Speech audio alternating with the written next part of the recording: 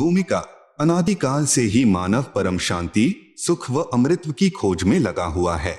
वह अपने सामर्थ्य के अनुसार प्रयत्न करता आ रहा है, लेकिन उसकी यह चाहत कभी पूर्ण नहीं हो पा रही है। ऐसा इसलिए है कि उसे इस चाहत को प्राप्त करने के मार्ग का पूर्ण ज्ञान नहीं है।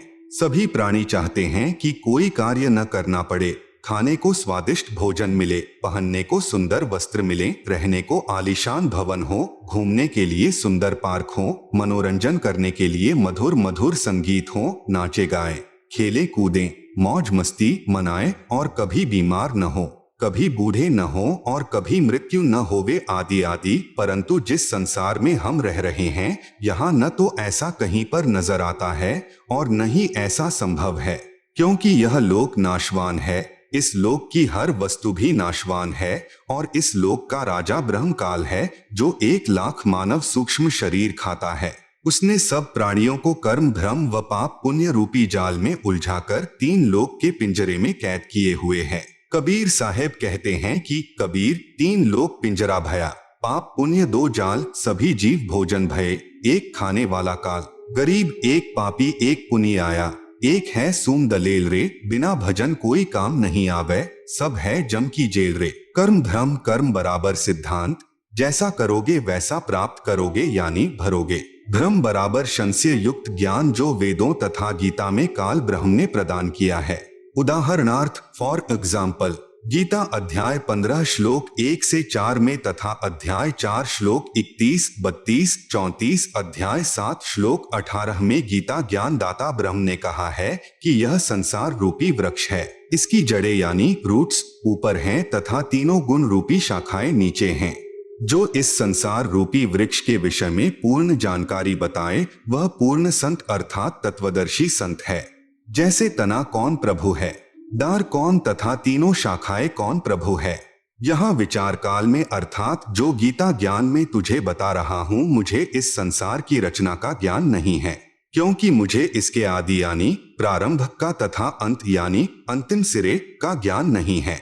इसलिए किसी तत्वदर्शी संत की खोज कर उस तत्वदर्शी संत के बताए भक्ति मार्ग यानी वे ऑफ वर्शिप अनुसार साधना करके उस परम पद व परमेश्वर की खोज करनी चाहिए, जहां जाने के पश्चात साधक पुनः लौटकर संसार में नहीं आता, अर्थात पूर्ण मोक्ष प्राप्त करता है।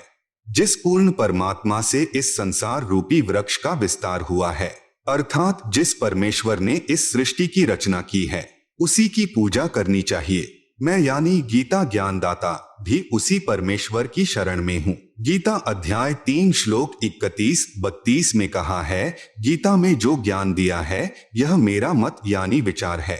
भले ही यह पूर्ण नहीं है, फिर भी अन्य साधनाएं जो शास्त्र विधि रहित है उनसे श्रेष्ठ है। जो मेरे मत अनुसार साधना नहीं करता, वह व्यर्थ प्रयत्न कर रहा है। पूर्ण परमात्मा की साधना से मिलने वाले लाभ की तुलना में गीता अध्याय 7 श्लोक 18 में गीता ज्ञान दाता ने अपनी साधना से मिलने वाले लाभ को भी अनुत्तम बताया है। इस प्रकार काल ब्रह्म द्वारा बताया ज्ञान धर्म युक्त है। वह नहीं चाहता कि कोई प्राणी इस पिंजरे रूपी कैद से बाहर निकल जाए। वह यह भी नहीं चाहता कि जीव आत्मा को अपने निज घर सतलोक का पता चले। इसलिए वह अपनी त्रिगुणी माया से हर जीव को भ्रमित किए हुए है। फिर मानव को ये उपरोक्त चाहत कहाँ से उत्पन्न हुई है? यहाँ ऐसा कुछ भी नहीं है। यहाँ हम सबने मरना है, सब दुखी व अशांत हैं। जिस स्थिति को हम यहाँ प्राप्त करना चाहते हैं, ऐसी स्थिति में हम अपने निज घर सतलोक में रहते थे। काल ब्रह्म के लोक में स्व इच्छा से आकर फंस गए और अपने निज घर का रास्ता भूल गए। कबीर साहेब कहते हैं कि इच्छा रूपी खेलन आया, ताते सुख सागर नहीं पाया। इस काल ब्रह्म के लोक में शांति व सुख का नामो निशान भी नहीं है। त्रिगुणी माया से उत्पन्न काम, क्रोध, लोभ, मोह, अहंकार, राग, द्वेष, हर्ष, शोक, लाभ, हानि, मान, बड़ाई रूपी अवगुण हर जीव को परेशान किए हुए हैं। यहाँ एक जीव दूसरे जीव को मार कर खा जाता है, शोषण करता है, इज्जत लूट लेता है, धन लूट लेता है, शांति छीन लेता है। यहाँ पर चारों तरफ आग लगी है। यदि आप शांति से रहना चाहोगे तो दूसरे आपको नहीं रहने देंगे। आपके न चाहते हुए भी चोर चोरी कर ले जाता है, डाकू डाका डाल ले जाता है, दुर्घटना घट जाती है, किसान की फसल खराब हो जाती है, व्यापारी का व्यापार ठप हो जाता है, राजा का राज छीन लिया जाता है, स्वस्थ शरीर में बीमारी लग जाती है, अर्थात यहाँ पर कोई भी वस्तु सुरक्षित नहीं। राजाओं के राज, इज्जतदार की इज्जत, धनवान का धन, ताकतवर की ताकत और यहाँ तक कि हम सभी के शरीर भी अचानक छीन लिए जाते हैं। माता पिता के सामने जवान बेटा बेटी मर जाते हैं, दूध पीते बच्चों को रोते बिलखते छोड़कर मात पिता मर जाते हैं, जवान बहनें विधवा हो जाती हैं और पहाड़ से दुखों को भोगने को मजबूर होते हैं। विचार करें कि क्या यह स्थान रहने के लायक है, लेकिन हम मजबूरी वश यहाँ रह रहे हैं क्योंकि इस काल के पिंजरे से बाहर निकलने का कोई रास्ता नजर नहीं आता और हमें दूसरों को दुखी करने की व दुख सहने की आदत सी बन गई। यदि आप जी को इस लोक में होने वाले दुखों से बचाव करना है तो यहाँ के प्रभु काल से परम शक्ति युक्त परमेश्वर यानी परम अक्षर ब्रह्म की शरण लेनी पड़ेगी, जिस परमेश्वर का खौफ काल प्रभु को भी है, जिसके डर से यह उपरोक्त कष्ट उस जीव को नहीं दे सकता जो पूर्ण परमात्मा अर्थात परम अक्षर ब्रह्म यानी सत्य पुरुष की शरण पूर्ण संत के बताए मार्ग से ग्रहण करता है। वह जब तक संसार में भक्ति करता रहेगा उसको उपरोक्त कष्ट आजीवन नहीं होते। जो व्यक्ति इस पुस्तक ज्ञान गंगा को पढ़ेगा उसको ज्ञान हो जाएगा कि हम अपने निज घर को भूल गए हैं। वह परम शांति व सुख यहाँ न होकर निज घर सतलोक में है, जहाँ पर न जन्म है, न मृत्यु है, न बुढ़ापा, न दुख, न कोई लड़ाई झगड़ा है, न कोई बीमारी है, न पैसे का कोई लेन देन है, न मनोरंजन के साधन खरीदना है। वहाँ पर सब परमात्मा द्वारा निशुल्क व अखंड है।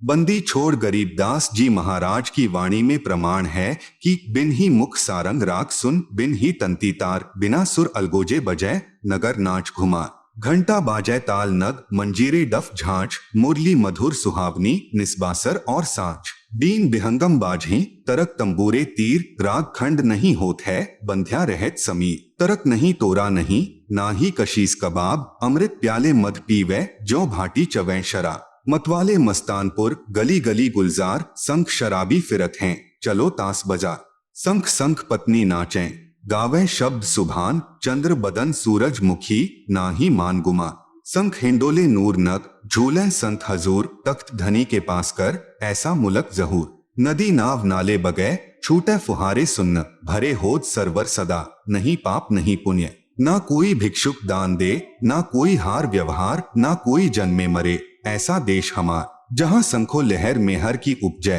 कहर जहाँ नहीं कोई, दास गरीब अचल अविनाशी, सुख का सागर सोई। सतलोक में केवल एक रस परम शांति व सुख है। जब तक हम सतलोक में नहीं जाएंगे तब तक हम परम शांति, सुख व अमृतत्व को प्राप्त नहीं कर सकते। सतलोक में जाना तभी संभव है जब हम पूर्ण संत से उपदेश लेकर पूर्ण परमात्मा की आजीवन भक्ति करते रहें।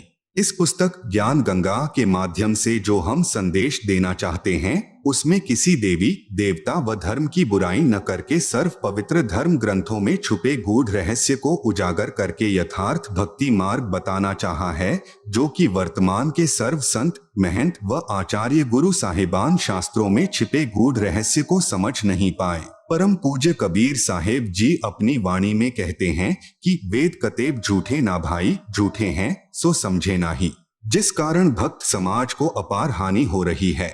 सब अपने अनुमान से व झूठे गुरुओं द्वारा बताई गई शास्त्र विरुद्ध साधना करते हैं, जिससे न मानसिक शांति मिलती है और न ही शारीरिक सुख, न ही घर व कारोबार में लाभ होता है और न ही परमेश्वर का साक्षात्कार होता है और न ही मोक्ष प्राप्ति होती है। यह सब सुख कैसे मिले तथा यह जानने के लिए कि मैं कौन हूँ, कहाँ से आया हूँ, क्यों जन्म लेता हूँ, क्यों मरता हूँ और क्यों दुख भोगता हूँ, आखिर यह सब कौन करवा रहा है और परमेश्वर कौन है, कैसा है, कहाँ है तथा कैसे मिलेगा और ब्रह्मा विष्णु और शिव के माता पिता कौन हैं और किस प्रकार से काल ब्रह्म की जेल से छुटकारा पाकर अपने निज घर यानी सतलोक में वापस जा सकते हैं।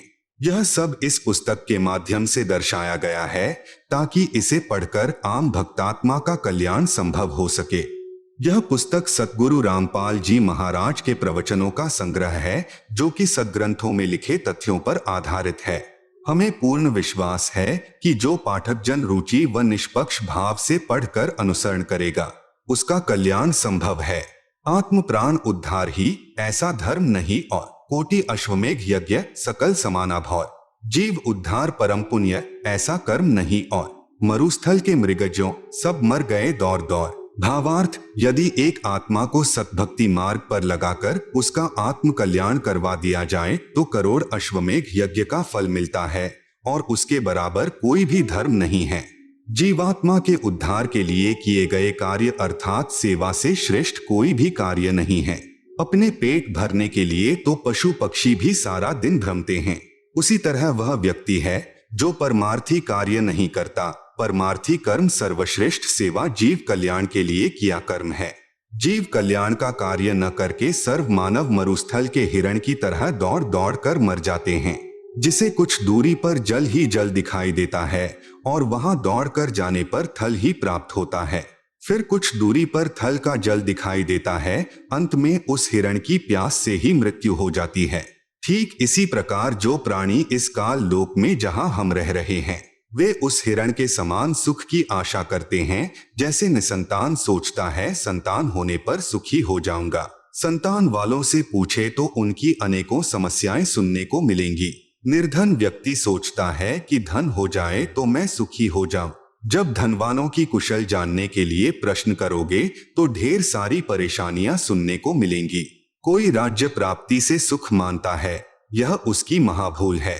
राजा यानी मंत्री, मुख्यमंत्री, प्रधानमंत्री, राष्ट्रपति को स्वप्न में भी सुख नहीं होता। जैसे 4-5 सदस्यों के परिवार का मुखिया अपने परिवार के प्रबंध में कितना परेशान रहता है। राजा तो एक क्षेत्र का मुखिया होता है, उसके प्रबंध में सुख स्वप्न में भी नहीं होता। राजा लोग शराब पीकर कुछ गम भुलाते हैं, माया इकट्ठा करने के लिए जनता से कर यानी टैक्स लेते हैं। फिर अगले जन्मों में जो राजा सत्य भक्ति नहीं करते, पशु योनियों को प्राप्त होकर प्रत्येक व्यक्ति से वसूले कर यानी टैक्स को उनके पशु बनकर लौटाते हैं। जो व्यक्ति मनमुखी होकर तथा झूठे गुरुओं से दीक्षित होकर भक्ति तथा धर्म करते हैं, वे सोचते हैं कि भविष्य में सुख होगा, लेकिन इसके विपरीत दुख ही प्राप्त होता है। कबीर साहब कहते हैं कि मेरा यह ज्ञान ऐसा है कि यदि ज्ञानी पुरुष होगा तो इसे सुनकर हृदय में बसा लेगा और यदि मूर्ख होगा तो उसकी समझ से बाहर है। कबीर, ज्ञानी हो तो हृदय लगाई, मूर्ख हो तो गम ना पाई। अधिक जानकारी के लिए कृपया प्रवेश करें इस पुस्तक ज्ञान गंगा में।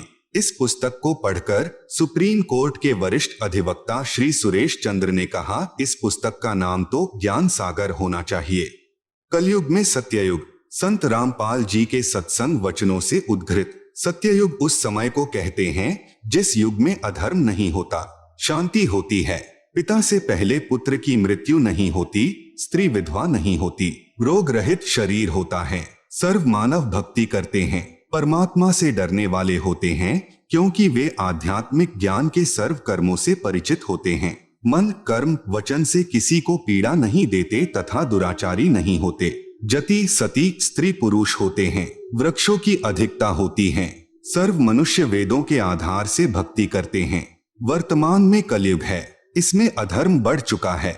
कलयुग में मानव की भक्ति के प्रति आस्था कम हो जाती है या तो भक्ति करते ही नहीं, यदि करते हैं तो शास्त्र विधि त्याग कर मनमानी भक्ति करते हैं, जो श्रीमद् भगवत गीता अध्याय 16 श्लोक 23-24 में वर्जित हैं, जिस कारण से परमात्मा से जो लाभ वांछित होता है वह प्राप्त नहीं होता। इसलिए अधिकतर मनुष्य नास्तिक हो जाते हैं। धनी बनने के लिए रिश्वत, चोरी, डाके डालने को माध्यम बनाते हैं, परंतु यह विधि धन लाभ की न होने के कारण परमात्मा के दोषी हो जाते हैं तथा प्राकृतिक कष्टों को झेलते हैं। परमेश्वर के विधान को मानव भूल जाता है कि किस्मत से अधिक प्राप्त नहीं हो सकता। यदि अन्य अवैध विधि से धन प्राप्त कर लिया तो वह रहेगा नहीं। जैसे एक व्यक्ति अपने पुत्र को सुखी देखने के लिए अवैध विधि से धन प्राप्ति करता था, कुछ दिनों पश्चात उसके पुत्र के दोनों गुर्दे खराब हो गए। जैसे तैसे करके गुर्दे बदलवाए 3 लाख रुपए खर्च हुआ। जो धन अवैध विधि से जोड़ा था वह सर्व खर्च हो गया तथा कुछ रुपए कर्जा भी हो गया। फिर लड़के का विवाह किया। 6 महीने के पश्चात बस दुर्घटना में इकलौता पुत्र मृत्यु को प्राप्त हुआ।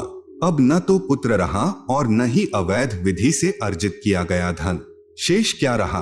अवैध विधि से धन संग्रह करने में किए हुए पाप जो अभी शेष हैं, उनको भोगने के लिए जिससे पैसे ऐंठे थे, उनका पशु यानी गधा, बैल, गाय बनकर पूरे करेगा।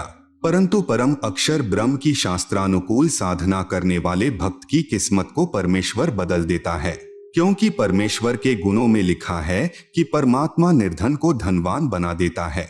सत्ययुग में कोई भी प्राणी मांस, तंबाकू, मदिरा सेवन नहीं करता, क्योंकि वे इनसे होने वाले पापों से परिचित होते हैं। मांस खाना पाप है। एक समय एक संत अपने शिष्य के साथ कहीं जा रहा था। वहां पर एक मछियारा तालाब से मछलियां पकड़ रहा था। मछलियां जल से बाहर तड़फ तड़फ कर प्राण त्याग रही थी। शिष्य ने पूछा, हे गुरुदेव, इस अपराधी प्राणी को क्या दंड मिलेगा? गुरुजी ने कहा, बेटा, समय आने पर बताऊंगा। 4-5 वर्ष के पश्चात दोनों गुरु शिष्य कहीं जाने के लिए जंगल से गुजर रहे थे। वहां पर एक हाथी का बच्चा चिल्ला रहा था। उछल कूद करते समय हाथी का बच्चा 2 निकट निकट उगे वृक्षों के बीच में फंस गया। वह निकल तो गया, परंतु निकलने के प्रयत्न में उसका सर्व शरीर छिल गया था तथा उसके शरीर में जख्म हो गए थे। उसके सारे शरीर में कीड़े चल रहे थे जो उसको नोच रहे थे। वह हाथी का बच्चा बुरी तरह चिल्ला रहा था। शिष्य ने गुरुजी से पूछा कि हे गुरुदेव, यह प्राणी कौन से पाप का दंड भोग रहा है? गुरुदेव ने कहा, पुत्र, यह वही मछियारा है जो उस शहर के बाहर जलाशय से मछलियां निकाल रहा था। मदिरा यानी शराब पीना कितना पाप है। शराब पीने वाले को 70 जन्म कुत्ते के भोगने पड़ते हैं। मल मूत्र खाता पीता फिरता है। अन्य कष्ट भी बहुत सारे भोगने पड़ते हैं तथा शराब शरीर में भी बहुत हानि करती है। शरीर के 4 महत्वपूर्ण अंग होते हैं, फेफड़े, लीवर, गुर्दे तथा हृदय। शराब इन चारों को क्षति पहुंचाती है। शराब पीकर मानव न रहकर पशु तुल्य गतिविधि करने लगता है। कीचड़ में गिर जाना, कपड़ों में मलमूत्र तथा वमन कर देना, धन हानि, मान हानि, घर में अशांति आदि मदिरा पान के कारण होते हैं। मदिरा सत्ययुग में प्रयोग नहीं होती। सत्ययुग में सर्व मानव परमात्मा के विधान से परिचित होते हैं, जिस कारण सुख का जीवन व्यतीत करते हैं। गरीब मदिरा पीवे कड़वा पानी, 70 जन्म स्वान के जानी। दुराचार करना कितना पाप है। परद्वारा स्त्री का खोले, 70 जन्म अंधा हो डोले। पूज्य कबीर परमेश्वर जी ने बताया है कि जो व्यक्ति किसी परस्त्री के साथ दुष्कर्म करता है तो वह 70 जन्म अंधे का जीवन भोगता है। बुद्धिमान व्यक्ति ऐसी आफत कभी मोल नहीं लेता। मूर्ख ही ऐसा कार्य करता है। जैसे आग में हाथ डालने का अर्थ मौत मोल लेना है। जैसे कोई व्यक्ति किसी अन्य के खेत में बीज डालता है तो वह महामूर्ख है। बुद्धिमान व्यक्ति ऐसा कभी नहीं कर सकता। वैश्यागमन को ऐसा जानो जैसे कुर्डियों पर गेहूं का बहुमूल्य बीज का थैला भर कर डालाए।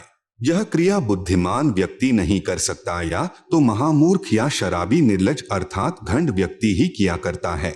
विचारणीय विषय है कि जो पदार्थ शरीर से नाश होते हुए आनंद का अनुभव कराता है, यदि वह शरीर में सुरक्षित रखा जाए तो कितना आनंद देगा। दीर्घायु, स्वस्थ शरीर, स्वस्थ मस्तिष्क, शूरवीरता तथा स्फूर्ति प्रदान करता है। जिस पदार्थ से अनमोल बच्चा प्राप्त होता है, उसका नाश करना बच्चे की हत्या करने तुल्य है। इसलिए दुराचार तथा अनावश्यक भोग विलास वर्जित है। तंबाकू सेवन कितना पाप है। परमेश्वर कबीर जी ने बताया है, सुरापान मध मांसाहारी, गमन करे भोगे पर नारी, 70 जन्म कटत हैं, शीशम साक्षी साहिब है जगदीशम। पर द्वारा स्त्री का खोले, 70 जन्म अंधा हो डोले। 100 नारी जारी करे, सुरापान 100 बार, एक चिलम हुक्का भरे, डूबे काली धार। जैसे कि ऊपर वर्णन किया है कि एक बार शराब पीने वाला 70 जन्म कुत्ते का जीवन भोगता है, फिर मल मूत्र खाता पीता फिरता है। परस्त्री गमन करने वाला 70 जन्म अंधे के भोगता है। मांस खाने वाला भी महाकष्ट का भागी होता है। उपरोक्त सर्व पाप 100 बार करने वाले को जो पाप होता है, वह एक बार हुक्का पीने वाले अर्थात तंबाकू सेवन करने वाले को सहयोग देने वाले को होता है। तंबाकू सेवन करने वाले हुक्का, सिगरेट, बीड़ी या अन्य विधि से सेवन करने वाले तंबाकू खाने वालों को क्या पाप लगेगा? घोर पाप का भागी होगा। एक व्यक्ति जो तंबाकू सेवन करता है, जब वह हुक्का या बीड़ी सिगरेट पीकर धुआं छोड़ता है तो वह धुआं उसके छोटे छोटे बच्चों के शरीर में प्रवेश करके हानि करता है। वे बच्चे फिर शीघ्र बुराई को ग्रहण करते हैं तथा उनका स्वास्थ्य भी बिगड़ जाता है। अवतार की परिभाषा। अवतार का अर्थ है ऊंचे स्थान से नीचे स्थान पर उतरना। विशेषकर यह शुभ शब्द उन उत्तम आत्माओं के लिए प्रयोग किया जाता है जो धरती पर कुछ अद्भुत कार्य करते हैं, जिनको परमात्मा की ओर से भेजा हुआ मानते हैं या स्वयं परमात्मा ही का पृथ्वी पर आगमन मानते हैं। श्रीमद् भगवत गीता अध्याय 15 श्लोक 1 से 4 तथा 16-17 में 3 पुरुषों यानी प्रभुओं का ज्ञान है। नंबर 1, क्षर पुरुष जिसे ब्रह्म भी कहते हैं, जिसका ओम नाम साधना का है, जिसका प्रमाण गीता अध्याय 8 श्लोक 13 में है। नंबर 2, अक्षर पुरुष जिसको परब्रह्म भी कहते हैं, जिसकी साधना का मंत्र तत् जो सांकेतिक है, प्रमाण गीता अध्याय 17 श्लोक 23 में है। नंबर 3, उत्तम पुरुष तू अन्य मतलब श्रेष्ठ पुरुष परमात्मा तो उपरोक्त दोनों पुरुषों यानी क्षर पुरुष तथा अक्षर पुरुष से अन्य है। वह परम अक्षर पुरुष है जिसे गीता अध्याय 8 श्लोक 1 के उत्तर में अध्याय 8 के श्लोक 3 में कहा है कि वह परम अक्षर ब्रह्म है। इसका जाप सत है जो सांकेतिक है। इसी परमेश्वर की प्राप्ति से साधक को परम शांति तथा सनातन परमधाम प्राप्त होगा। प्रमाण गीता अध्याय 18 श्लोक 62 में यह परमेश्वर यानी परम अक्षर ब्रह्म गीता ज्ञान दाता से भिन्न है। अधिक ज्ञान प्राप्ति के लिए कृपया पुस्तक धरती पर अवतार सतलोक आश्रम बरवाला से प्राप्त करें। अवतार 2 प्रकार के होते हैं, जैसे ऊपर कहा गया है। अब आप जी को पता चला कि मुख्य रूप से 3 पुरुष यानी प्रभु है, जिनका उल्लेख ऊपर कर दिया गया है। हमारे लिए मुख्य रूप से 2 प्रभुओं की भूमिका रहती है। नंबर 1, क्षर पुरुष यानी ब्रह्म जो गीता अध्याय 11 श्लोक 32 में अपने आप को काल कहता है। नंबर 2, परम अक्षर पुरुष यानी परम अक्षर ब्रह्म जिसके विषय में गीता अध्याय 8 श्लोक 3 तथा 8, 9, 10 में तथा गीता अध्याय 18 श्लोक 62 अध्याय 15 श्लोक 1 से 4 तथा 17 में कहा है। ब्रह्म यानी काल के अवतारों की जानकारी। गीता अध्याय 4 का श्लोक 7, यदा यदा हि धर्मस्य ग्लानिर्भवति भारत अभ्युत्थानमधर्मस्य तदात्मानं सृजाम्यहम्। यदा यदा हि धर्मस्य ग्लानिः भवति भारत अभ्युत्थानम् अधर्मस्य तदा आत्मानं सृजामि अहम्। अनुवाद भारत यानी हे भारत, यदा यदा यानी जब जब, धर्मस्य यानी धर्म की, ग्लानियः यानी हानि और अधर्मस्य यानी अधर्म की, अभ्युत्थानम यानी वृद्धि, भवति यानी होती है, तदा यानी तब तब, ही यानी ही, अहम यानी मैं, आत्मानम यानी अपना अंश अवतार, सृजामि यानी रचता हूँ अर्थात उत्पन्न करता हूँ। जैसे श्रीमद् भगवत गीता अध्याय 4 श्लोक 7 में गीता ज्ञान दाता ने कहा है कि जब जब धर्म में घृणा उत्पन्न होती है, धर्म की हानि होती है तथा अधर्म की वृद्धि होती है, तो मैं काल यानी ब्रह्म यानी क्षर पुरुष अपने अंश अवतार सृजन करता हूं अर्थात उत्पन्न करता हूं। जैसे श्री रामचंद्र जी तथा श्री कृष्ण चंद्र जी को काल ब्रह्म ने ही पृथ्वी पर उत्पन्न किया था, जो स्वयं श्री विष्णु जी ही माने जाते हैं। इनके अतिरिक्त 8 अवतार और कहे गए हैं, जो श्री विष्णु जी स्वयं नहीं आते अपितु अपने लोक से अपने कृपा पात्र पवित्र आत्मा को भेजते हैं। वे भी अवतार कहलाते हैं। कहीं कहीं पर 25 अवतारों का भी उल्लेख पुराणों में आता है। काल ब्रह्म यानी क्षर पुरुष के भेजे हुए अवतार पृथ्वी पर बढ़े अधर्म का नाश कत्लेआम अर्थात संहार करके करते हैं। उदाहरण के रूप में श्री रामचंद्र जी तथा श्री कृष्णचंद्र जी, श्री परशुराम जी तथा श्री निहकलंक जी, जो अभी आना शेष है, जो कलयुग के अंत में आएगा। ये सर्व अवतार घोर संहार करके ही अधर्म का नाश करते हैं, अधर्मियों को मारकर शांति स्थापित करने की चेष्टा करते हैं। परंतु शांति की अपेक्षा अशांति ही बढ़ती है। जैसे श्री रामचंद्र जी ने रावण को मारने के लिए युद्ध किया। युद्ध में करोड़ों पुरुष मारे गए, जिनमें धर्मी तथा अधर्मी दोनों ही मारे गए। फिर उनकी पत्नियां तथा छोटे बड़े बच्चे शेष रहे, उनका जीवन नरक बन गया। विधवाओं को अन्य व्यक्तियों ने अपनी हवस का शिकार बनाया। निर्वाह की समस्या उत्पन्न हुई, आदि आदि अनेकों अशांति के कारण खड़े हो गए। यही विधि श्री कृष्ण जी ने अपनाई थी, यही विधि श्री परशुराम जी ने अपनाई थी। इसी विधि से 10वां अवतार काल ब्रह्म यानी शर पुरुष द्वारा उत्पन्न किया जाएगा। उसका नाम निकलंक होगा। वह कलयुग के अंतिम समय में उत्पन्न होगा, जो राजा हरिश्चंद्र वाली आत्मा होगी। संभल नगर में श्री विष्णुदत्त शर्मा के घर में जन्म लेगा। उस समय सर्व मानव अत्याचारी अन्यायी हो जाएंगे, उन सर्व को मारेगा। उस समय जिन जिन मनुष्यों में परमात्मा का डर होगा, कुछ सदाचारी होंगे, उनको छोड़ जाएगा, अन्य सर्व को मार डालेगा। यह विधि है ब्रह्म यानी कालक्षर पुरुष के अवतारों की अधर्म का नाश करने तथा शांति स्थापना करने की। परम अक्षर ब्रह्म अर्थात सत्य पुरुष के अवतारों की जानकारी। नंबर 1, परम अक्षर ब्रह्म स्वयं पृथ्वी पर प्रकट होता है। वह सहशरीर आता है, सहशरीर लौट जाता है। यह लीला वह परमेश्वर 2 प्रकार से करता है। नंबर 1, प्रत्येक युग में शिशु रूप में किसी सरोवर में कमल के फूल पर वन में प्रकट होता है। वहां से निसंतान दंपति उसे उठा ले जाते हैं। फिर लीला करता हुआ बड़ा होता है तथा आध्यात्मिक ज्ञान प्रचार करके अधर्म का नाश करता है। सरोवर के जल में कमल के फूल पर अवतरित होने के कारण परमेश्वर नारायण कहलाता है। नार यानी जल, आयन यानी आने वाला, अर्थात जल पर निवास करने वाला नारायण कहलाता है। नंबर 2, जब चाहे साधु संत जिंदा के रूप में अपने सत्यलोक से पृथ्वी पर आ जाते हैं तथा अच्छी आत्माओं को ज्ञान देते हैं। फिर वे पुण्यात्माएं भी ज्ञान प्रचार करके अधर्म का नाश करते हैं। वे भी परमेश्वर के भेजे हुए अवतार होते हैं। कलयुग में ज्येष्ठ शुदी पूर्णमासी संवत 1455 सन 1398 को कबीर परमेश्वर सत्यलोक से चलकर आए तथा काशी शहर के लहरतारा नामक सरोवर में कमल के फूल पर शिशु रूप में विराजमान हुए। वहां से नीरू तथा नीमा जो जुलाहा यानी धानक दंपति थे, उन्हें उठा लाए। शिशु रूपधारी परमेश्वर कबीरदेव यानी कबीर परमेश्वर ने 25 दिन तक कुछ भी आहार नहीं किया। नीरू तथा नीमा उसी जन्म में ब्राह्मण थे, श्री शिव जी के पुजारी थे। मुसलमानों द्वारा बलपूर्वक मुसलमान बनाए जाने के कारण जुलाहे का कार्य करके निर्वाह करते थे। बच्चे की नाजुक हालत देखकर नीमा ने अपने इष्ट शिव जी को याद किया।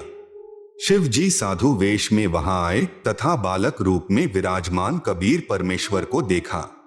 बालक रूप में कबीर साहेब जी ने कहा, है शिव जी, इन्हें कहो एक कुंवारी गाय लाएं, वह आपके आशीर्वाद से दूध देगी। ऐसा ही किया गया। कबीर परमेश्वर के आदेशानुसार भगवान शिव जी ने कुंवारी गाय की कमर पर थपकी लगाई। उसी समय बछिया के थनों से दूध की धार बहने लगी। एक कोरा मिट्टी का छोटा घड़ा नीचे रखा। पात्र भर जाने पर दूध बंद हो गया। फिर प्रतिदिन पात्र थनों के नीचे करते ही बछिया के थनों से दूध निकलता। उसको परमेश्वर कबीर जी पिया करते थे। जुलाहे के घर परवरिश होने के कारण बड़े होकर परमेश्वर कबीर जी भी जुलाहे का कार्य करने लगे तथा अपनी अच्छी आत्माओं को मिले, उनको तत्व ज्ञान समझाया तथा स्वयं भी तत्व ज्ञान प्रचार करके अधर्म का नाश किया तथा जिन जिन को परमेश्वर जिंदा महात्मा के रूप में मिले, उनको सच्चखंड यानी सत्यलोक में ले गए तथा फिर वापस छोड़ा। उनको आध्यात्मिक ज्ञान दिया तथा अपने से परिचित कराया। वे उस परमेश्वर यानी सत्य पुरुष के अवतार थे। उन्होंने भी परमेश्वर से प्राप्त ज्ञान के आधार से अधर्म का नाश किया। वे अवतार कौन कौन हुए हैं? नंबर 1 आदरणीय धर्मदास जी, नंबर 2 आदरणीय मलुकदास जी, नंबर 3 आदरणीय नानक देव साहेब जी, सिख धर्म के प्रवर्तक, नंबर 4 आदरणीय दादू साहेब जी, नंबर 5 आदरणीय गरीबदास साहेब जी गांव छुड़ानी जिला झज्जर हरियाणा वाले तथा नंबर 6 आदरणीय घीसा दास साहेब जी गांव खेखड़ा जिला मेरठ उत्तर प्रदेश वाले ये उपरोक्त सर्व अवतार परम अक्षर ब्रह्म यानी सत्य पुरुष के थे। अपना कार्य करके चले गए, अधर्म का नाश किया, जिस कारण से जनता में बहुत समय तक बुराई नहीं समाई। वर्तमान में संतों की कमी नहीं परंतु शांति का नाम नहीं। कारण यह है कि इन संतों की साधना शास्त्रों के विरुद्ध है, जिस कारण से समाज में अधर्म बढ़ता जा रहा है। इन पंथों और संतों को सैकड़ों वर्ष हो गए ज्ञान प्रचार करते हुए परंतु अधर्म बढ़ता ही जा रहा है। सत्य पुरुष का वर्तमान अवतार जो सत्य साधना तथा तत्व ज्ञान का प्रचार परमेश्वर के पूर्वोक्त परमेश्वर के अवतार संत किया करते थे, जिससे आपसी प्रेम था, एक दूसरे के दुख में दुखी होते थे, असहाय व्यक्ति की मदद करते थे, वही शास्त्र विधि अनुसार साधना तथा वही आध्यात्मिक यथार्थ ज्ञान संत रामपाल दास जी महाराज को परमेश्वर कबीर साहेब जी ने प्रदान किया है। मार्च 1997 को फाल्गुन मास की शुक्ल प्रथमा को दिन के 10 बजे जिंदा महात्मा के रूप में सत्यलोक से आकर संत रामपाल दास जी महाराज को सतनाम तथा सारनाम दान करने का आदेश देकर अंतर्ध्यान हो गए। संत रामपाल दास जी महाराज भी परमेश्वर यानी परम अक्षर ब्रह्म के उन अवतारों में से एक हैं जो आध्यात्मिक ज्ञान के द्वारा अधर्म का नाश करते हैं। अब विश्व में शांति होगी। सर्वधर्म तथा पंथों के व्यक्ति एक होकर आपस में प्रेम से रहा करेंगे। राजनेता भी निर्भिमानी, न्यायकारी तथा परमात्मा से डरकर कार्य करने वाले होंगे। जनता के सेवक बनकर निष्पक्ष कार्य किया करेंगे। धरती पर पुनः सत्ययुग जैसी स्थिति होगी। वर्तमान में धरती पर वह अवतार संत रामपाल दास जी हैं। अब घर घर में परमेश्वर के ज्ञान की चर्चा होगी। जहां गांव व शहरों में तथा पार्कों में बैठकर ताश खेलते हैं, कोई राजनीतिक बातें करता है, कोई अपने पुत्रों तथा पुत्र वधुओं की अच्छे या निकम्मे होने की चर्चा करते हैं, वहां परमेश्वर की महिमा की चर्चा होगी तथा ज्ञान गंगा पुस्तक में लिखे ज्ञान पर विचार हुआ करेगा। परमात्मा की महिमा करने मात्र से भी जीव पुण्य का भागी बनता है। फिर शास्त्र विधि अनुसार साधना करके जीवन सुखी बनाएंगे तथा आत्म कल्याण कराएंगे। धरती पर कलयुग में सत्ययुग जैसा समय आएगा। संत रामपाल दास जी महाराज ही वर्तमान में वास्तव में धरती पर अवतार हैं। अधिक जानकारी के लिए कृपया पढ़े पुस्तक धरती पर अवतार संपूर्ण। अमेरिका की महिला भविष्यवक्ता फ्लोरेंस की महत्वपूर्ण भविष्यवाणी। अमेरिका की विश्वविख्यात भविष्यवक्ता फ्लोरेंस ने अपनी भविष्यवाणियों में कई बार भारत का जिक्र किया है। The fall of sensational culture नाम की अपनी पुस्तक में उन्होंने लिखा है कि सन 2000 आते आते प्राकृतिक संतुलन भयावह रूप से बिगड़ेगा। लोगों में आक्रोश की प्रबल भावना होगी। दुराचार पराकाष्ठा पर होगा। पश्चिमी देशों के विलासितापूर्ण जीवन जीने वालों में निराशा, बेचैनी और अशांति होगी। अतृप्त अभिलाषाएं और जोर पकड़ेगी, जिससे उनमें आपसी कटुता बढ़ेगी। चारों ओर हिंसा और बर्बरता का वातावरण होगा। ऐसा वातावरण होगा कि चारों ओर हाहाकार मच जाएगा। लेकिन भारत से उठने वाली एक नई विचारधारा इस घातक वातावरण को समाप्त कर देगी। वह विचारधारा वैज्ञानिक दृष्टि से सामंजस्य और भाईचारे का महत्व समझाएगी। वह यह भी समझाएगी कि धर्म और विज्ञान में आपस में विरोध नहीं है। आध्यात्मिकता की उच्चता और भौतिकता का खोखलापन सबके सामने उजागर करेगी। मध्यम वर्ग उस विचारधारा से बहुत अधिक प्रभावित होगा। यह वर्ग समाज के सभी वर्गों को अच्छे समाज के निर्माण के लिए उत्प्रेरित करेगा। यह विचारधारा पूरे विश्व में चमत्कारी परिवर्तन लाएगी। मुझे अपनी छठी अतीन्द्रिय शक्ति से यह एहसास हो रहा है कि इस विचारधारा को जन्म देने वाला वह महान संत भारत में जन्म ले चुका है। उस संत के ओजस्वी व्यक्तित्व का प्रभाव सबको चमत्कृत करेगा। उसकी विचारधारा अध्यात्म के कम होते जा रहे प्रभाव को फिर से नई स्फूर्ति देगी। चारों ओर आध्यात्मिक वातावरण होगा। संत की विचारधारा से प्रभावित लोग विश्व के कल्याण के लिए पश्चिम की ओर चलेंगे। धीरे धीरे एशिया, यूरोप और अमेरिका पर पूरी तरह छा जाएंगे। उस संत की विचारधारा से पूरा विश्व प्रभावित होगा और उनके चरण चिन्हों पर चलेगा। पश्चिमी देश के लोग उन्हें ईसा, मुसलमान उन्हें एक सच्चा रहनुमा और एशिया के लोग उन्हें भगवान का अवतार मानेंगे। उस महान संत की विचारधारा से बौद्धिक क्रांति होगी। बुद्धिजीवियों की मान्यताएं बदलेंगी। उनमें ईश्वर के प्रति श्रद्धा और विश्वास की कोंपलें फूटेंगी। फ्लोरेंस के अनुसार वह संत भारत में जन्म ले चुके हैं। वह इस संत से काफी प्रभावित थी। अपनी एक दूसरी पुस्तक golden light of new era में भी उन्होंने लिखा है, जब मैं ध्यान लगाती हूँ तो अक्सर एक संत को देखती हूँ। गौर वर्ण का है, सफेद बाल हैं, उसके मुख पर न दाढ़ी है न मूछ है। उस संत के ललाट पर गजब का तेज होता है। उनके ललाट पर आकाश से एक नक्षत्र के प्रकाश की किरणें निरंतर बरसती रहती हैं। मैं देखती हूँ कि वह संत अपनी कल्याणकारी विचारधारा तथा अपने सच्चरित्र प्रबल अनुयायियों की शक्ति से संपूर्ण विश्व में नए ज्ञान का प्रकाश फैला रहे हैं। वह संत अपनी शक्ति निरंतर बढ़ा रहे हैं। उनमें इतनी शक्ति है कि वह प्राकृतिक परिवर्तन भी कर सकते हैं। वह अपना कार्य वैज्ञानिक ढंग से करेंगे। उनकी कृपा और प्रयत्नों से मानवीय सभ्यता में नई जागृति आएगी। विश्व के समस्त जन समूह में नई चेतना का संचार होगा। लोक शक्ति का एक नया रूप उभर कर सामने आएगा, जो सत्ताधारियों की मनमानियों पर अंकुश लगा देगा। मनोचिकित्सक तथा सम्मोहन कला के विश्व प्रसिद्ध ज्ञाता डॉक्टर मोरे बर्सटीन की फ्लोरेंस से अच्छी दोस्ती थी।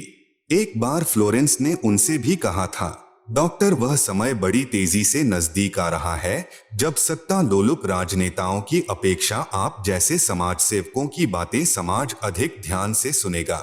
21वीं सदी के आते आते एक नई विचारधारा पूरे विश्व को प्रभावित करेगी।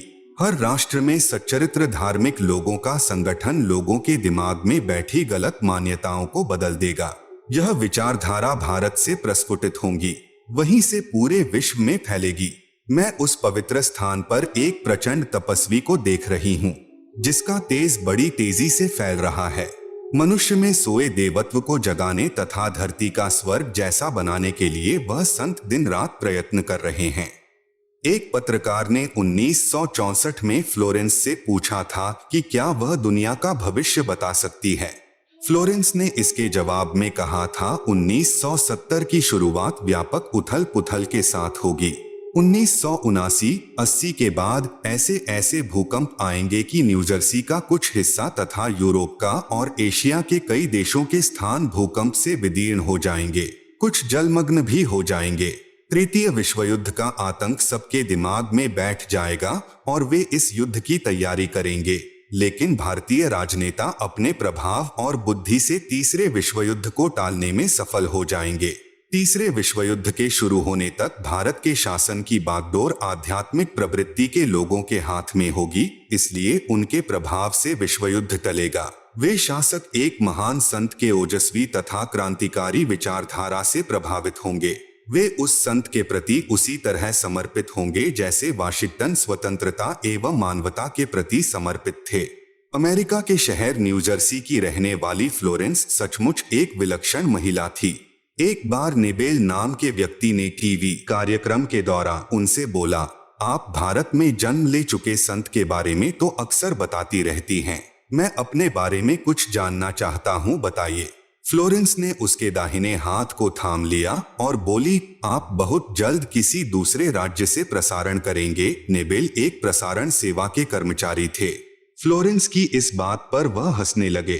कुछ क्षण बाद बोले, आपने मुझसे यह अच्छा मजाक किया। यदि हमारी कंपनी के अधिकारी इस कार्यक्रम को देख रहे होंगे तो मैं दूसरे राज्य में जाऊं या नहीं, फिलहाल अपनी कंपनी से तुरंत निकाल दिया जाऊंगा। कुछ ही मिनटों के बाद टीवी के कंट्रोल रूम का फोन घनघना उठा। फोन नेबेल के लिए था। उनकी कंपनी के जनरल मैनेजर उनसे बात करना चाहते थे। नेबेल ने जब फोन उठाया तो उन्होंने कहा, हमने न्यूयॉर्क से प्रसारण करने का काम शुरू करने का निर्णय लिया है, वहां तुम्हें ही भेजा जाएगा। अभी यह बात गुप्त रखना, इसकी घोषणा कल की जाएगी। मैं टीवी पर फ्लोरेंस के साथ तुम्हारी बातचीत देख रहा था। फ्लोरेंस ने तुम्हारे विषय में जो बताया है वह पूरी तरह सच है। आश्चर्य है कि उन्हें यह बात कैसे मालूम हो गई। नेबेल फ्लोरेंस का चेहरा देखता रह गया। कुछ पत्रकारों ने उनसे एक बार पूछा था कि वह भविष्य को कैसे देख लेती हैं तथा गायब व्यक्ति या वस्तुओं का पता कैसे लगा लेती हैं, तो फ्लोरेंस ने बताया, मुझे स्वयं नहीं मालूम कि ऐसा कैसे संभव हो जाता है। मैं भविष्य के विषय में एक बहुत महत्वपूर्ण बात बता रही हूँ। 20वीं शताब्दी के अंत में भारतवर्ष से एक प्रकाश निकलेगा। यह प्रकाश पूरी दुनिया को उन दैवी शक्तियों के विषय में जानकारी देगा जो अब तक हम सभी के लिए रहस्यमय बनी हुई हैं।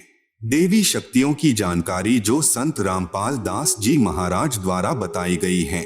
कृपया पढ़ें इसी पुस्तक के पृष्ठ 22 पर। सृष्टि रचना, एक दिव्य महापुरुष द्वारा यह प्रकाश पूरे विश्व में फैलेगा। वह सभी को सतमार्ग पर चलने की प्रेरणा देगा। समस्त दुनिया में एक नई सोच की ज्योति फैलेगी। जब मैं ध्यानावस्था में होती हूँ तो अक्सर यह दिव्य महापुरुष मुझे दिखाई देते हैं। फ्लोरेंस ने बार बार इस संत या दिव्य महापुरुष का जिक्र किया है। साथ ही यह भी बताया है कि उत्तरी भारतवर्ष के एक पवित्र स्थान पर वह मौजूद हैं। सज्जनों, उपरोक्त भविष्यवाणी तथा वर्तमान वाणी है जो परम संत रामपाल महाराज जी पर खरी उतरती है तथा इसी का समर्थन अन्य भविष्यवाणियां भी करती है जो आगे लिखी हैं। भाई बाले वाली जन्म साखी में प्रमाण। एक महापुरुष के विषय में भाई बाले वाली जन्म साखी में प्रहलाद भक्त की भविष्यवाणी। भाई बाले वाली जन्म साखी में लिखा गया विवरण स्पष्ट करता है कि संत रामपाल दास जी महाराज ही वह अवतार है जिन्हें परमेश्वर कबीर जी तथा संत नानक जी के पश्चात पंजाब की धरती पर अवतरित होना था। संत रामपाल दास जी महाराज 8 सितंबर सन 1951 को गांव धनाना, जिला सोनीपत, हरियाणा प्रांत, उस समय पंजाब प्रांत, भारत की पवित्र धरती पर श्री नंदराम जाट के घर जाट वर्ण में श्रीमती इंदिरा देवी की कोख से जन्मे। इस विषय में जन्म साखी भाई बाले वाली हिंदी वाली में जिसके प्रकाशक हैं भाई जवाहर सिंह कृपाल सिंह एंड कंपनी, पुस्तकावाले, बाजार माई सेवा, अमृतसर, पंजाब, तथा पंजाबी वाली के प्रकाशक है भाई जवाहर सिंह कृपाल सिंह, पुस्तकावाले, गली 8 बाग रामानंद, अमृतसर, पंजाब। इसमें लिखा अमर लेख इस प्रकार है। एक समय भाई बाला तथा मर्दाना को साथ लेकर सतगुरु नानक देव जी भक्त प्रहलाद जी के लोक में गए जो पृथ्वी से कई लाख कोस दूर अंतरिक्ष में है। प्रहलाद ने कहा कि हे नानक जी, आपको परमात्मा ने दिव्य दृष्टि दी तथा कलयुग में बड़ा भक्त बनाया है। आपका कलयुग में बहुत प्रताप होगा। यहाँ पर प्रहलाद के लोक में पहले कबीर जी आए थे या आज आप आए हो, एक और आएगा जो आप दोनों जैसा ही महापुरुष होगा। इन तीनों के अतिरिक्त यहाँ मेरे लोक में कोई नहीं आ सकता। भक्त बहुत हो चुके हैं, आगे भी होंगे, परंतु यहाँ मेरे लोक में वही पहुँच सकता है जो इन जैसी महिमा वाला होगा और कोई नहीं। इसलिए इन तीनों के अतिरिक्त यहाँ कोई नहीं आ सकता। मर्दाने ने पूछा कि हे प्रहलाद जी, कबीर जी जुलाहा थे, नानक जी खत्री हैं, वह तीसरा किस वर्ण यानी जाति से तथा किस धरती पर अवतरित होगा? प्रहलाद भक्त ने कहा, भाई सुन, नानक जी के सच्चखंड जाने के सैकड़ों वर्ष पश्चात पंजाब की धरती पर जाट वर्ण में जन्म लेगा तथा उसका प्रचार क्षेत्र शहर बरवाला होगा। लेख समाप्त। विवेचन, संत रामपाल दास जी महाराज वही अवतार हैं जो अन्य प्रमाणों के साथ साथ जन्म साखी में लिखे वर्णन पर खरे उतरते हैं। जन्म साखी में 100 वर्ष के पश्चात लिखा है। यहाँ पर सैकड़ों वर्ष पश्चात कहा गया था, जिसको पंजाबी भाषा में लिखते समय 100 वर्ष ही लिख दिया, क्योंकि मर्दाना ने पूछा था कि वह कौन से युग में नजदीक ही आएगा। तब भक्त प्रहलाद ने कहा कि श्री नानक जी के सैकड़ों वर्ष पश्चात कल युग में ही वह संत जाट वर्ण में जन्म लेगा। इसीलिए यहाँ 100 वर्ष के स्थान पर सैकड़ों वर्षों ही न्यायोचित है तथा प्रचार क्षेत्र बरवाला के स्थान पर बटाला लिखा गया है। इसके दो कारण हो सकते हैं कि शहर बरवाला, जिला हिसार, हरियाणा, उस समय पंजाब प्रांत में सुप्रसिद्ध नहीं था तथा बटाला शहर पंजाब प्रांत में प्रसिद्ध था। लेखनकर्ता ने इस कारण से बरवाला के स्थान पर बटाला लिख दिया। दूसरा, प्रिंट करते समय हालेक की जगह हटाले प्रिंट हो गया है। एक और विशेष विचारणीय पहलू है कि पंजाब के बटाला शहर में कोई भी जाट संत नहीं हुआ है। जो इन महापुरुषों यानी परमेश्वर कबीर देव जी व श्री नानक देव जी के समान महिमावान तथा इनके समान ज्ञानवान हुआ हो। इस आधार से तथा अन्य प्रमाणों के आधार से तथा इस जन्म साखी के आधार से स्पष्ट है कि वह तीसरे महापुरुष संत रामपाल दास जी महाराज हैं तथा इनका आध्यात्मिक ज्ञान भी इन दोनों महापुरुषों यानी परमेश्वर कबीर जी तथा श्री नानक देव जी से मेल खाता है। आप देखेंगे दोनों फोटो कापी जो जन्म साखी भाई बाले वाली जो कि एक पंजाबी भाषा में है तथा दूसरी हिंदी में है जो कि पंजाबी भाषा से ही अनुवादित है। इसमें कुछ प्रकरण ठीक नहीं लिखा है। जैसे पंजाबी भाषा में लिखा है कि जो इस जिहा कोई होवेगा ता एथे पहुंचेगा होरदा एथे पहुंचन दा कम नहीं, परंतु हिंदी वाली जन्म साखी में यह विवरण नहीं है जो बहुत महत्वपूर्ण है। इससे सिद्ध है कि लिखते समय कुछ प्रकरण बदल जाता है। फिर भी ढेर सारे प्रमाण जो इस पुस्तक में अन्य महापुरुषों के द्वारा संत रामपाल दास जी के विषय में कहे हैं वे भी इसी को प्रमाणित करते हैं। विशेष यदि कोई यह कहे कि जन्म साखी में लिखी व्याख्या संत गरीबदास जी गांव छुड़ानी वाले के लिए हैं, क्योंकि वे भी जाट जाति से थे तथा छुड़ानी गांव भी पहले पंजाब प्रांत के अंतर्गत आता था, यह भी उचित नहीं लगती, क्योंकि संत गरीबदास जी ने अपनी अमृतवाणी असुर निकंदन रमैणी में कहा है कि सतगुरु दिल्ली मंडल आयसी सूती धरनी सूम जगायसी। भावार्थ है कि संत गरीबदास जी के सतगुरु पूज्य कबीर साहेब जी थे। पुराना रोहतक जिला यानी सोनीपत, रोहतक तथा झज्जर को मिलाकर एक जिला रोहतक था, दिल्ली मंडल में लगता था। यह किसी राजा के अधीन नहीं था, अंग्रेजों के शासन काल में दिल्ली के अधीन था। संत गरीबदास जी ने स्पष्ट किया है कि सतगुरु यानी परमेश्वर कबीर जी दिल्ली मंडल में आएंगे, भक्तिहीन प्राणियों को जगाएंगे, सत्य भक्ति कराएंगे। ध्यान रहे कबीर सागर में काल के दूतों ने मिलावट करके सत्य को न जानकर अपनी अटकलबाजी से असत्य प्रमाण दिए हैं। उसका नाश करने के लिए परमेश्वर कबीर जी ने अपने अंश अवतार संत गरीबदास जी द्वारा यथार्थ ज्ञान प्रचार करवाया है, जो संत गरीबदास जी की अमृतवाणी रूप में है। इसी बात की पुष्टि कबीर सागर के संपादक कबीर पंथी श्री युगलानंद बिहारी जी की उस टिप्पणी से होती है जो उन्होंने अनुराग सागर तथा ज्ञान सागर की भूमिका में की है। कहा है कि कबीर पंथियों ने ही कबीर पंथ के ग्रंथों का नाश कर रखा है, अपने अपने मते अनुसार फेर बदल करके अपने मत को जोड़ा है। मेरे पास अनुराग सागर तथा ज्ञान सागर की कई प्रतियां रखी हैं, जिनमें से एक दूसरे से मेल नहीं खा रही हैं। संत रामपाल दास जी महाराज का जन्म श्री नंदराम जाट के घर 8 सितंबर 1951 को गांव धनाना जिला सोनीपत यानी उस समय जिला रोहतक में हुआ था, जो वर्तमान हरियाणा तथा पंजाब प्रांत मिलकर उस समय एक ही पंजाब प्रांत था। परमेश्वर कबीर जी ने भी कहा था कि जिस समय कलयुग 5500 वर्ष बीत चुका होगा, मैं गरीबदास वाले 12वें पंथ में आगे स्वयं आऊंगा। संत गरीबदास जी द्वारा मेरी यानी कबीर परमेश्वर की महिमा की वाणी प्रकट होगी तथा गरीबदास वाले 12वें पंथ तक के साधक मुझे आधार बनाकर वाणी को समझने की कोशिश करेंगे, परंतु वाणी को न समझकर सतनाम तथा सारनाम से वंचित रहने के कारण असंख्य जन्म तक सत्यलोक प्राप्ति नहीं कर सकते। उसी 12वें पंथ यानी गरीबदास जी वाले पंथ में मैं यानी परमेश्वर कबीर जी ही स्वयं चलकर आऊंगा। तब संत गरीबदास जी द्वारा प्रकट की गई वाणी को मैं यानी कबीर परमेश्वर प्रकट होकर समझाऊंगा। इससे सिद्ध हुआ कि जन्म साखी में जिस जाट संत के विषय में कहा है, निर्विवाद रूप से वह संत रामपाल दास जी महाराज जी ही हैं। फिर भी हम संत गरीबदास जी का विशेष आदर करते हैं, क्योंकि उन्होंने परमेश्वर कबीर जी का अमर संदेश सुनाया है। यदि कोई भ्रम उत्पन्न करे कि 10 गुरु साहिबानों में से भी किसी की ओर संकेत हो सकता है, इसके लिए स्मरण रहे कि 10 सिख गुरु साहिबानों में से कोई भी जाट वर्ण से नहीं थे। दूसरे सिख गुरु श्री अंगद देव जी खत्री थे, तीसरे गुरु जी श्री अमरदास जी भी खत्री थे, चौथे गुरु जी श्री रामदास जी खत्री थे तथा 5वें गुरु जी श्री अर्जुन देव जी से लेकर 10वें तथा अंतिम श्री गुरु गोबिंद सिंह जी तक श्री गुरु रामदास जी की संतान अर्थात खत्री थे। फिर भी हम सभी सिख गुरु साहिबानों का विशेष आदर करते हैं। संत रामपाल दास जी महाराज कहते हैं, जीव हमारी जाति है, मानव धर्म हमारा। हिंदू मुस्लिम सिख ईसाई धर्म नहीं कोई न्यारा। परमेश्वर कबीर जी ने कहा है, जाति ना पूछो संत की, पूछ लीजिए ज्ञान। मोल करो तलवार का, पड़ी रहें दो म्यान। कृपया प्रमाण के लिए देखें फोटो कॉपी जन्म साखी पंजाबी गुरुमुखी पंजाबी भाषा वाली तथा हिंदी वाली दोनों में आप जी सहज में समझ सकते हो कि वास्तविकता क्या है। जन्म साखियों के प्रकाशक हैं भाई जवाहर सिंह कृपाल सिंह, अमृतसर पंजाब।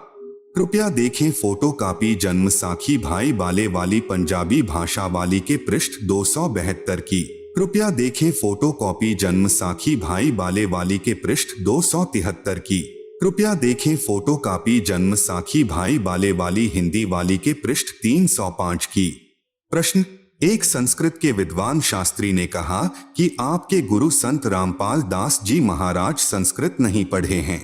आप कहते हो कि उन्होंने श्रीमद्भगवत गीता का यथार्थ अनुवाद करके भक्तों को बताते हैं। यह कभी नहीं हो सकता।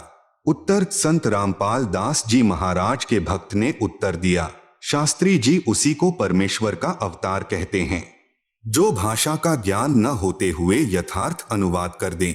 क्योंकि परमेश्वर सर्वज्ञ है, उन्हीं गुणों से युक्त उसका भेजा हुआ अवतार होता है। वह अवतार संत रामपाल दास जी महाराज जी हैं। आप तो केवल वेदों और गीता के अनुवाद से अचंभित हैं।